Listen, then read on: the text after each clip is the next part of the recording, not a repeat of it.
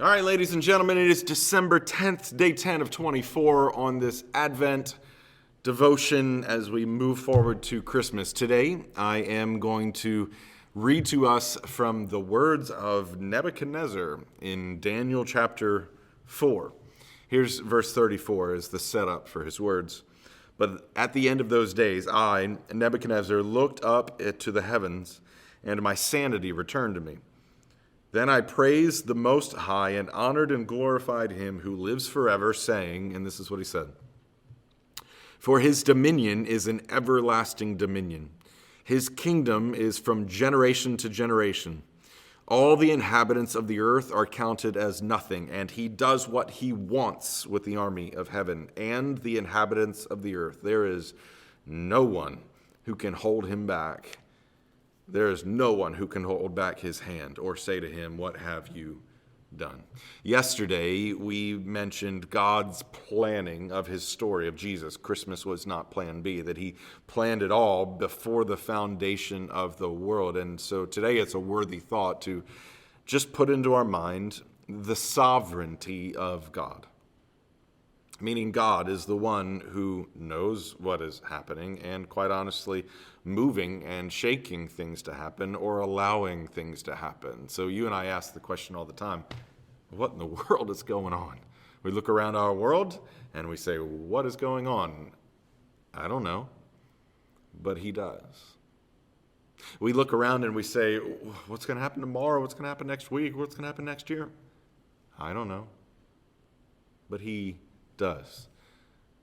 Jesus Christ, that little baby turned carpenter's son, turned teacher, turned miracle worker, the one who then turned into an executed criminal, turned into resurrected Lord. That sovereign God of the universe has been masterfully putting together this story for you and I before it even began. He was executing this story for millennia before he even came to that little stable in Bethlehem, went to that hill outside of Jerusalem.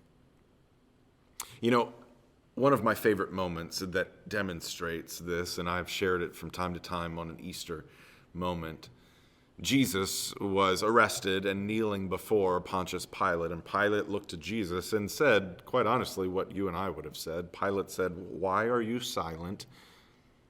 Don't you realize the power that I have over you?" I even see a little bit of compassion in Pilate's voice there, like, come on, speak up. Speak up.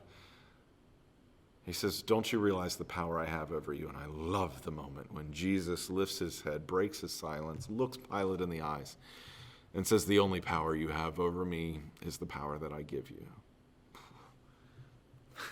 We see the master storyteller masterfully executing the story that he has always planned, that he is always in control. Nothing that goes on in your life, in my life, and in this country, in this world, surprises him. He either shakes it, moves it, or allows it. God is fully in control. And quite honestly, God could have rescued you and me in a bazillion different ways. But the story that he chose, the story he wrote, is one where he came as a helpless little baby, to be born into the muck, to be born into the junk, into the dirt, into the gross, into what we call life, so that he would redeem us. That's a good story. That's a good gift. So again, I say, what a gift. Celebrate that gift today, and we'll see you tomorrow.